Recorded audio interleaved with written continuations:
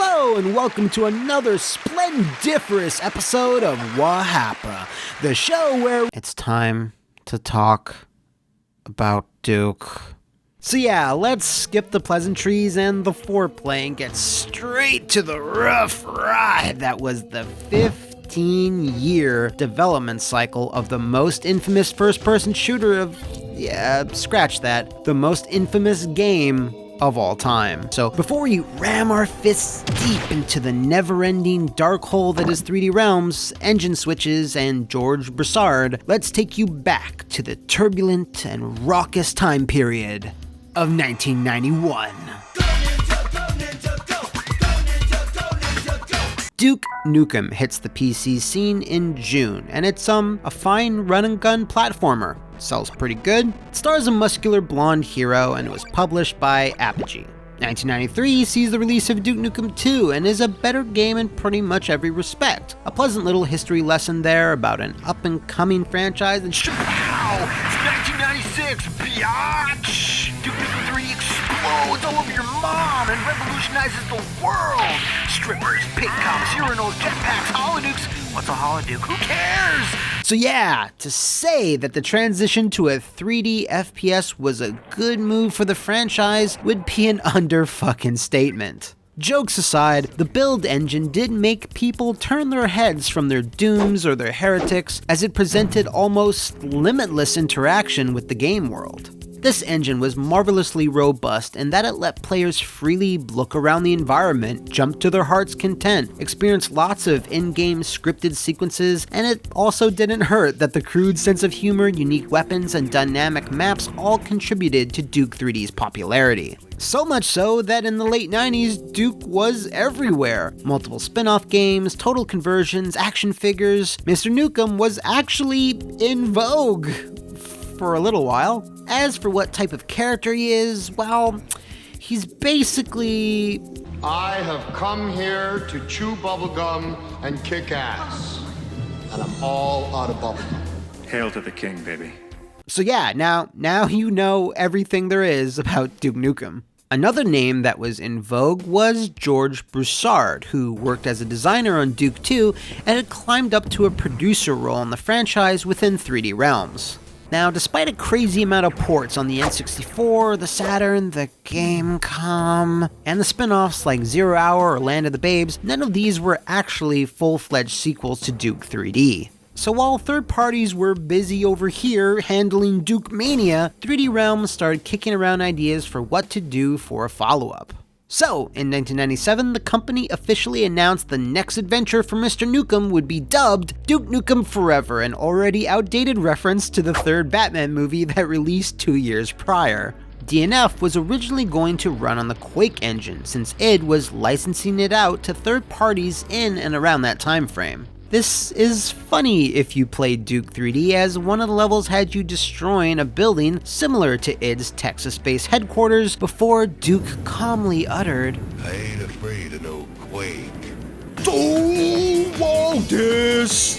But never mind all that, the Quake engine isn't being used anymore. Wait, what? Because Quake 2 was scheduled to come out in December of that year, 3D Realms and George Broussard didn't want their game using outdated technology. That's so silly. So when DNF was officially announced in April of 97, they proudly claimed it would run on id Tech 2. The game already had an engine switch before the public even knew it existed. This is going to be a running theme. Later that year, in November, the first screenshots of DNF are shown in a series of pages that were bound together to form what was called a gaming magazine. It seemed like progress was being made, as it should be, because Duke was scheduled to arrive on PCs in 1998. The following E3, the first video footage of Forever is shown to the public, and it looks good. Can't wait to play that, gonna come out soon. 1 month later, 3D Realms announces that the game is going to be switching engines from id Tech 2 to Unreal. So by this point, they've already wasted time and money licensing out 2 different engines and wound up using neither. This all comes back to George Broussard, as he really did want Duke to shine on the best possible technology. It also became quickly known around the 3D Realms office that Georgie Boy would tend to get sidetracked every time new games or engines would be released while they were still knee-deep in development. Oh, the Quake engine! Cool, wait, no, Quake 2! What? Unreal? That's an actual in-game screenshot! Well, team, let's go back to the drawing board! That's me putting words into his mouth, but what did Mr. Broussard actually have to say about all this? The switch to Unreal Engine was simply a business decision, and it came down to what we wanted to do with Duke Nukem Forever and how best to achieve it. It's important to note that this decision has nothing to do with id Software and our relationship with them, which still remains very strong. Yeah, super tight, love those guys, we blew up the building, biatch! So yeah, changing from id's tech to Epic's in the same year your game was supposed to originally release is probably going to be detrimental to your game releasing. But again, George swooped in to allay those fears by saying, the game should not be significantly delayed, but it will take some time to get up to speed with the new engine and learn how to exploit it. Fortunately, all our game data would transfer very easily, and we see being back to where we were at E3 within a month to 6 weeks. That's not how that works! Anyway, DNF is now expected to release in 1999, and its title is a reference to a movie that then was 5 years old. Okay, so the Unreal Engine is some sexy stuff. Whoa, look at those polygons. That's good. Okay, we're settled on that. Now we can just transfer our 3 years of work between two completely different development environments. That's gonna be easy. No problems there. We are set to go. We're firing on all cylinders. Let's make this happen. What happened? Okay, whew. All right. Here we go.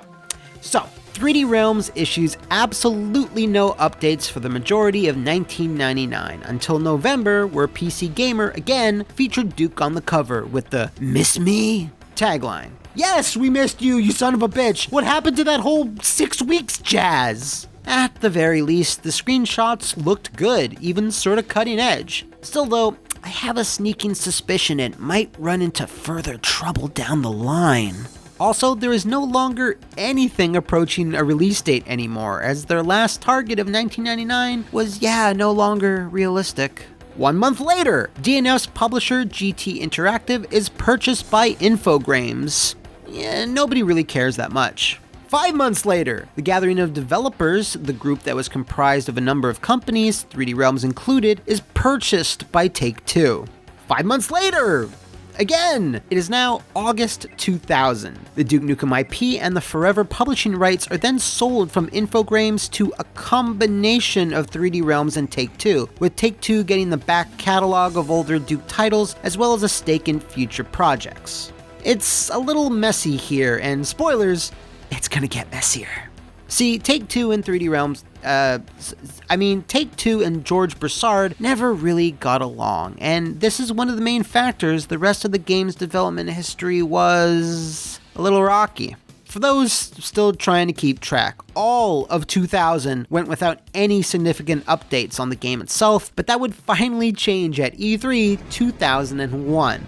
The longest, most detailed look at DNF yet was releasing a trailer that showed lots of NPCs speaking, things blowing up, a heavy focus on Las Vegas, and yeah, games still looked pretty good. But by this point, lots of FPSs were looking pretty good. Serious Sam was released, Alien vs. Predator 2 returned to Castle Wolfenstein, and a little indie title called Halo. The first-person shooter world was quickly evolving outside the windows of the 3D Realms office. It would behoove them to release the game, pretty soon.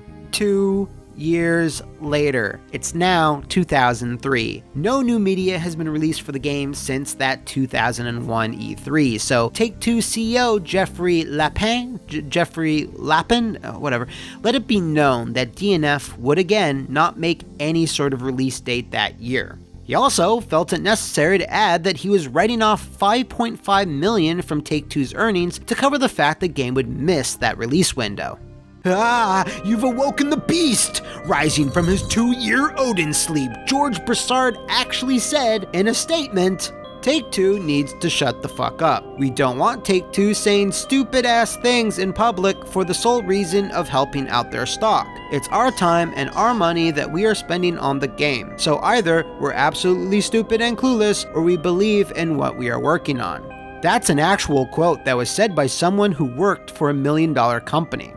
In the same year, it was also put forward that 3D Realms was actually comprised of only 18 full-time members. A former employee said that Broussard and 3D Realms founder Scott Miller were still developing games with a 1995 mentality, meaning they had been working on DNF for so long they were not hiring enough staff to keep up with the workload. 3D Realms was developing within a bubble, not even aware of how other companies were working and shipping titles anymore. The year was capped off by Jeff Lappin's lips getting looser as he confirmed that 3D Realms expected the game to release at the end of 2004 or at the very least the start of 2005, which George later denied. In fact, 3D Realms had stopped committing to any solid release dates by this point, and whenever asked for one, George would famously say, "When it's done."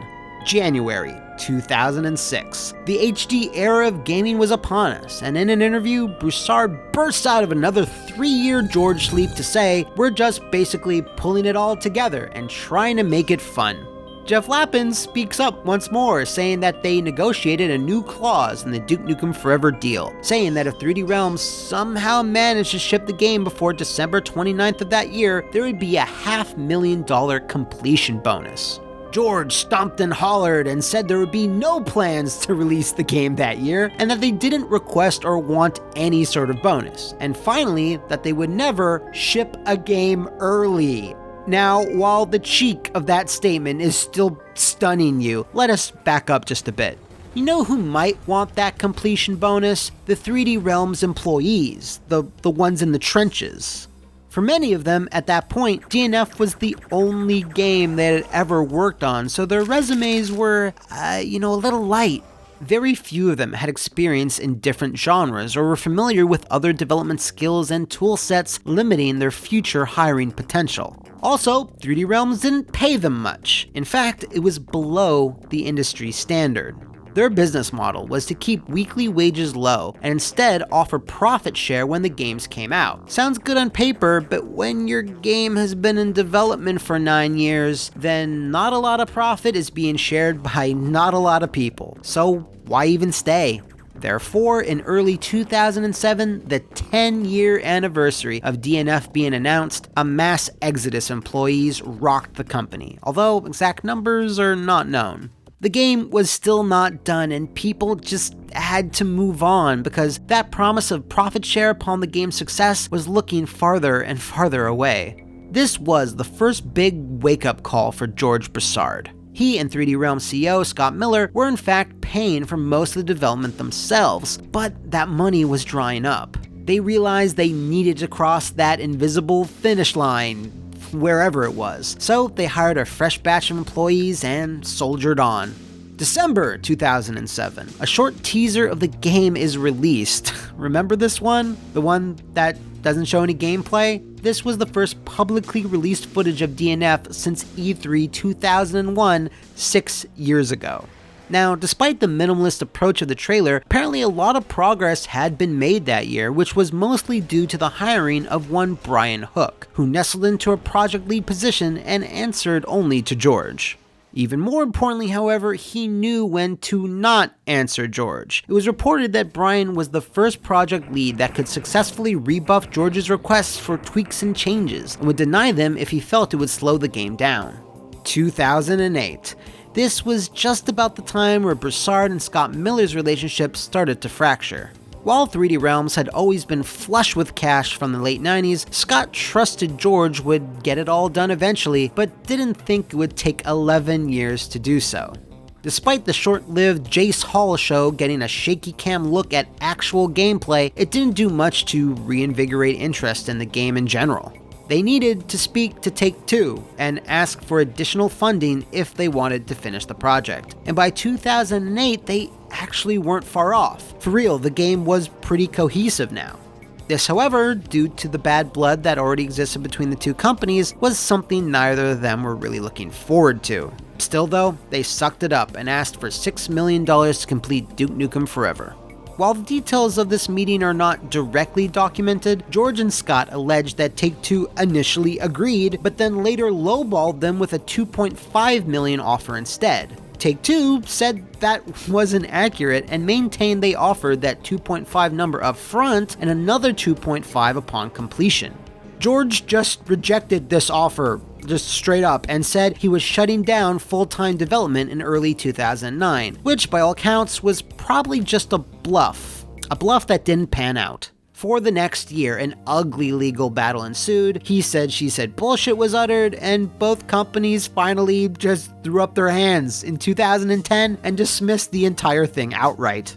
Be that as it may, Take-Two was still not funding anything, so, everyone just kinda reached a stalemate. A few remaining members of 3D Realms were working on the game in their spare time at home, but as you can imagine, minimal progress was being made.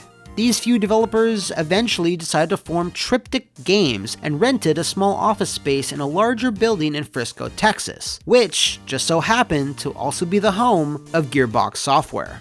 Enter Mysterio himself, Randy Pitchford. Old Magic Randy actually worked at 3D Realms back in early '97 and even spent a few weeks on Duke Nukem Forever, weirdly enough. Triptych asked Gearbox if they would fund the game, which eventually led to a heartbreaking meeting between Pitchford and Broussard. Randy reminisced that George was humbled by his failure to deliver the game, stating, "This is the worst day of my life." Randy, having a soft spot for Duke, felt he could save the game. He spoke to Take-Two, made a pitch, promised they could release it by the end of 2011 across 3 different platforms, and with the help of Piranha Software, who did the console versions and multiplayer, got her done by summer of 2011. In the deal, Gearbox actually acquired the Duke Nukem IP, 3D Realms kept their doors open, and that one guy who pre-ordered the game back in 2001 got his own copy and a care package from Gearbox. Everyone wins! Except they didn't, cause the game wasn't very good. So yeah, don't want to spend too much time on it, but with a 15-year development cycle, there was no way the game was going to live up to any amount of hype, justified or not. It wasn't especially good looking, it had tone-deaf and outdated humor. I know right where I'd stick him. Bland gameplay, poor pacing and technical performance, and unsurprisingly, was very different from all the old trailers fans had been seeing for years. Apparently, around the radio silent years of the mid-aughts, somewhere around there, everything seen up until that point had been scrapped and work had started anew. Anyway, the final game reviewed pretty poorly and sold around 370,000 copies in its launch month across all versions. Because much of its development was paid for by 3D Realms and some by Gearbox, Take-Two stated that DNF actually became profitable for them. I guess that's good? So that concludes the odyssey that was Duke Nukem Forever, except it super doesn't. Now it's time for a new segment called What Else Happened? June 2013. 3D Realms sues Gearbox for unpaid royalties and missing liquid assets from having sold them the rights to the Duke IP, but then just dropped the suit 3 months later and publicly apologized for the incident, saying they had worked out their dispute amicably. And with that, we can conclude the saga of February 2014. Gearbox sues 3D Realms and Apogee Software for attempting to develop a new game called Duke Nukem Mass Destruction. Gearbox held the rights to the IP, so they were all like, what the fuck are you guys doing? 3D Realms then issued another apology and admitted that yes, they were in the wrong trying to start up another Duke game without Gearbox's permission. So yes, okay, that's actually the end to the 15-year magnum opus that was the rise, then fall, then the rise, then the fall of Duke Nukem Forever. 3D Realms and Voidpoint are now developing the promising-looking FPS Ion Maiden, which runs on a modified build engine, which is what they should have done from the start! And George Broussard seems to have retired from active game development and now has a very pleasant and wholesome Twitter where he posts sketchbook art and cats. Gearbox? Well, they awkwardly kinda crammed Duke Nukem into Bulletstorm the Full Clip Edition for some reason, but not before they nailed Aliens Colonial Marines. A game that had no problems whatsoever and was a critical and commercial blockbuster loved by all. So with that, if you know of any other blasphemous video game blunders, hit me up in the comments below or send a 90s catchphrase filled email to McMuscles@gmail.com. We'll be working hard on that next episode, but when can you expect it? What kind of shit ending is that?